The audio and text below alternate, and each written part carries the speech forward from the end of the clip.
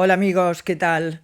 Pues el 1 de abril de 1993 agonizaba en su habitación de la Clínica Universitaria de Navarra, en la sexta planta, don Juan de Borbón, padre de rey, hijo de rey. Él nunca fue rey, pero era hijo de Alfonso XIII y el padre de don Juan Carlos. Entonces, él estaba ingresado ya desde hacía meses en la clínica, estaba terminal, bueno, tenía una enfermedad incurable, tenía un cáncer de laringe, se había operado de este cáncer hacía varios años, había estado en Nueva York, estuvo muchos años hablando de una forma pues que se le notaba, bueno, una forma como intermitente, y después pues había dejado de hablar casi completamente.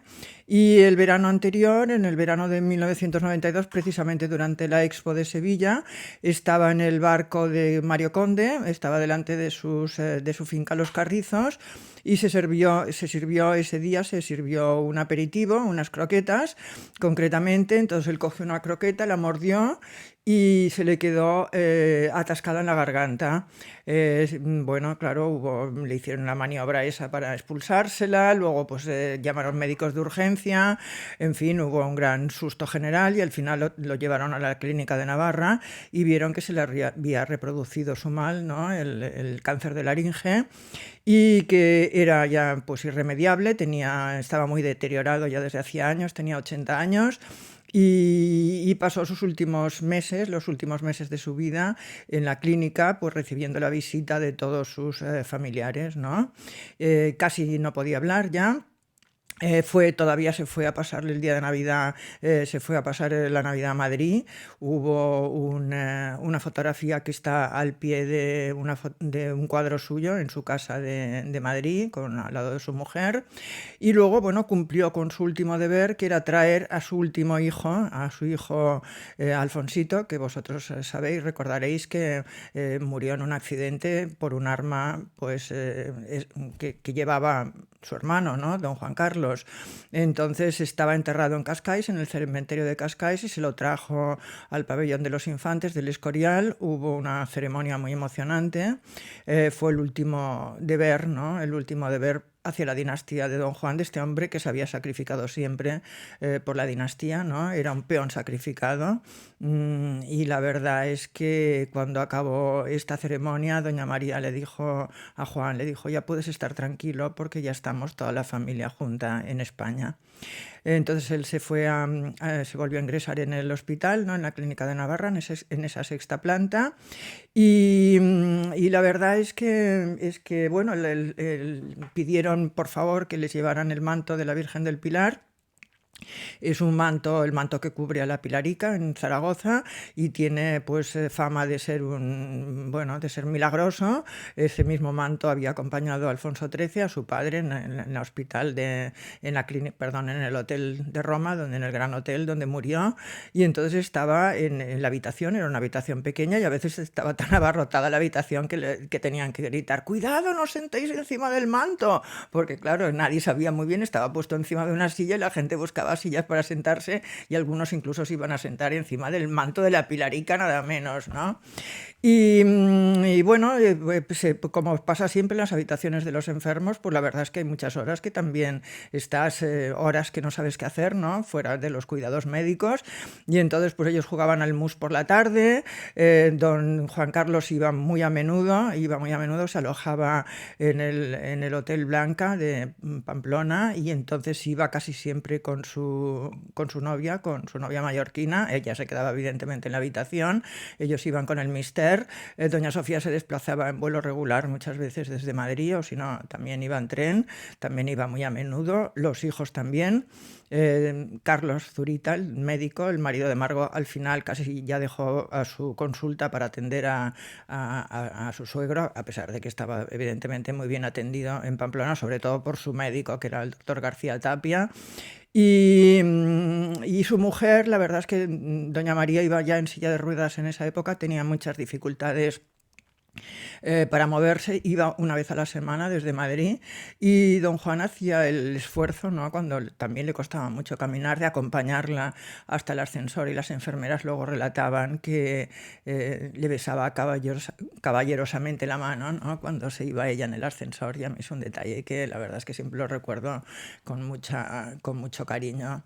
Nosotros sabemos lo que pasaba en esa habitación porque de una forma inexplicable el CSIC había instalado micrófonos.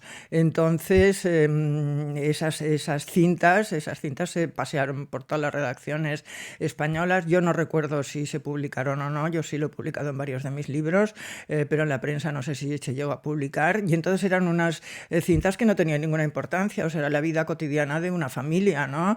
Las llamadas de teléfono de doña María, que llamaba casi todos los días y decía, bueno, ¿cómo estás, Juan? Oye, pues aquí hace fresquito, menos mal que la calefacción de la casa funciona muy bien. Oye, ¿sabes? En el jardín, pues mira, han florecido aquí el cerezo que teníamos en el jardín, pues ya, bueno, detalles de la vida cotidiana. Ya comes, come, haz un esfuerzo por comer, haz un esfuerzo por comer.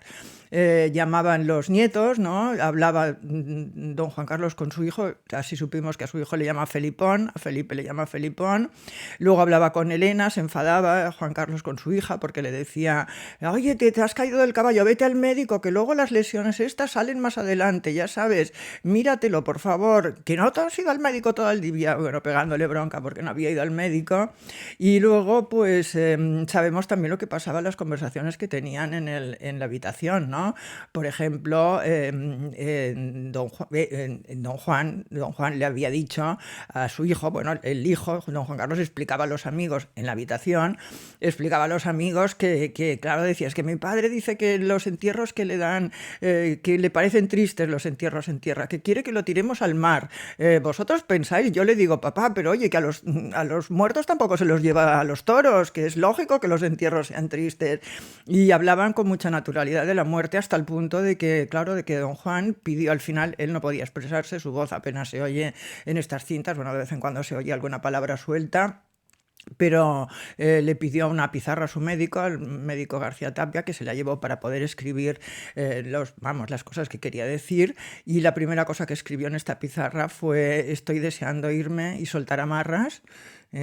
Y luego un detalle muy tierno que dijo, y cuando yo me muera darles 5 pesetas a las enfermeras a cada una, que eso también es un detalle que la verdad es que me conmovió. Hablaba con su nieto, con Felipe, hablaba con Felipe a menudo, Felipe iba también a verlo, la última ceremonia en la que intervino, que le entregaron la medalla de oro del Ayuntamiento de Pamplona, tuvo que recogerla, bueno, él fue don Juan ya muy deteriorado, doña María también fue, pero el discurso lo tuvo que leer el propio Felipe porque, claro, evidentemente su abuelo ya no podía hablar y entonces tenían conversaciones pues acerca de las novias de Felipe, ¿no? Y entonces Felipe fue y le dijo, se oyó en la cinta como Felipe decía, abuelo, quédate tranquilo que lo mío con Isabel Sartorius ya se ha terminado. Al parecer, don Juan estaba muy en contra de este matrimonio, ¿no?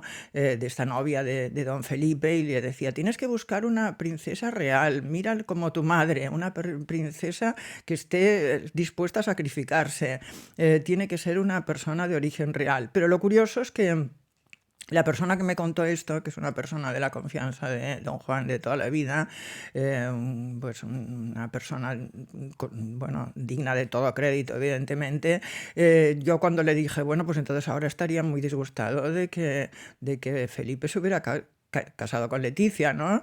Y entonces él me dijo, pues no te creas, porque don Juan tenía una visión muy moderna de las mujeres, él sabía adaptarse a los nuevos tiempos y yo creo que le hubiera caído bien. O sea que, bueno, no sé, es la opinión de esta persona, pero que me merece toda mi respeto porque es la persona que estaba más próxima a don Juan en esa época. Bueno, pues la verdad es que poco a poco se fue deteriorando cada vez más, pues evidentemente la situación, ¿no? La enfermedad de don Juan, y llegó un momento en que don Juan Carlos, el hijo, se instaló totalmente en Pamplona, en el hotel, fue con Marta, cogieron 2 habitaciones, pero solo utilizaban una, y él evidentemente cuando iba a ver a su padre ella se quedaba en el hotel. Don Juan Carlos pasó ahí meses enteros, iban a despachar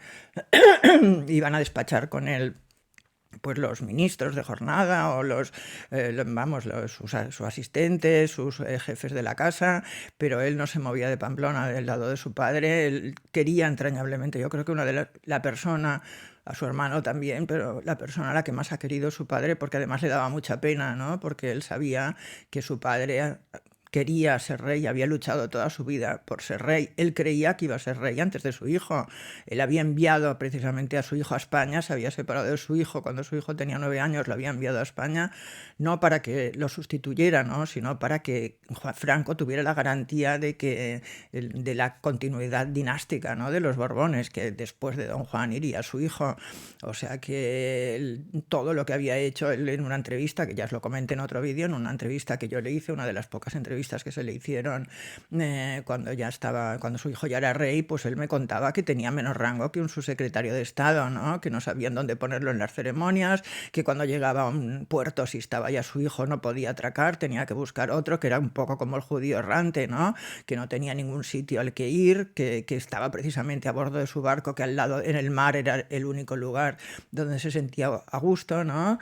Y la verdad es que a mí es una personalidad histórica que me causa mucha ternura. Hablaré más de él porque tiene una vida muy interesante, una vida de película, ¿no? Pero hoy me quiero centrar en este aniversario precisamente, que es el aniversario de su muerte, ¿no? El 20 aniversario de su muerte, que yo creo que es una fecha importante. Bueno, pues la verdad es que al final, pues el 1 de agosto ya fue una semana, perdona, el 1 de abril, una semana antes del 1 de abril ya avisaron a todos los familiares y servidores que fueran a despedirse. Fueron uno por uno, todos tuvieron un gesto de cariño, de reconocimiento por parte de don Juan, se acordaba de todos, esta de la legendaria ingratitud de los Borbones en su persona, no, la verdad es que no tenía lugar esta definición, porque era una persona muy agradecida por todo lo que habían hecho por él, lo mal que se habían portado y lo agradecido que estaba por todo lo que habían hecho por él. Y al final, en el momento del fallecimiento, que fue el 1 de abril, como os contaba antes, pues estaba sus hijas, sus 3 hijos, ¿no? Juan Carlos, Pilar y Margot, estaba su nuera, estaba doña Sofía, estaba el jefe de su casa, que era Sotomayor, estaba su secretaria, Rocío Usía, su asistente personal, y también estaba, pues evidentemente, Juan Carlos, y estaban rodeándolo y estuvieron con él hasta los últimos momentos. No hubo ningún relato histórico, no sabemos qué pasó en la intimidad de esa habitación, la verdad. Cuando murió Alfonso XIII, la reina Victoria Eugenia se arrodilló delante de Juan para señalar, ¿no?, que el rey entonces era Juan, pero no sabemos si alguien hizo lo mismo con don Juan Carlos, teniendo en cuenta pues, que hacía ya pues, más de 10 años que ya era rey de España. El funeral pues, fue diseñado con gran cariño, sobre todo por Luis Marianson, pero bueno, también por personas próximas a la Casa Real y por el propio hijo. Fue un funeral con honores de Estado, o sea, es como si hubiera sido rey. Además lo enterraron no quiero decir el sitio exacto porque si no me equivoco y también os enfadáis con toda la razón. Bueno. Pues bueno, no lo tengo. En el Pabellón de los Reyes, me parece que se llama, del Escorial, debajo del altar mayor, donde se entierra a los reyes. En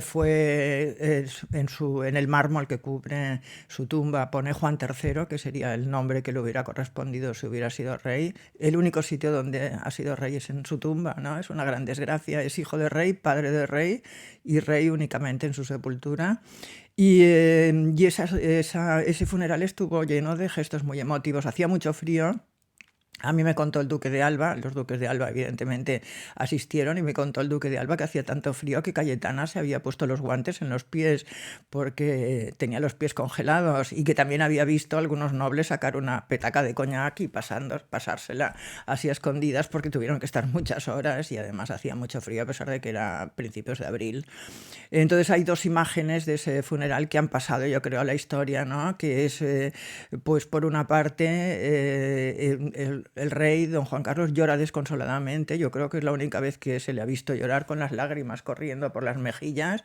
Y entonces vemos una imagen, una fotografía congelada de la reina también llorando, ¿no? De Sofía, su mujer, cogiéndole el hombro, ¿no? Aguantándole el hombro y consolándolo, y esa imagen insólita totalmente, porque los reyes nunca tienen ningún intercambio físico, pues dio la vuelta al mundo y nos ha dado una imagen de este matrimonio bueno, que nos extrañó, porque realmente no estábamos acostumbrados a ver este grado de cariño entre ellos.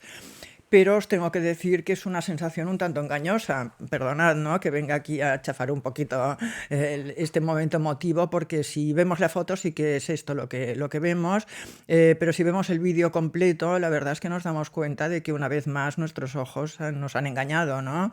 Porque en el vídeo completo, que creo, no sé si está, porque esta ceremonia se transmitió en directo, pero creo que este vídeo lo han cortado, al menos a mí me costó muchísimo encontrarlo. No está en el vídeo normal, en las 2 horas, bueno, dura 2 horas, te lo tienes que verlo durante 2 horas, pero creo que este trocito concretamente lo han cortado, que es que la reina, es cierto que le apoya la mano en el hombro, se avanza, ¿no?, y le apoya la mano en el hombro a don Juan Carlos.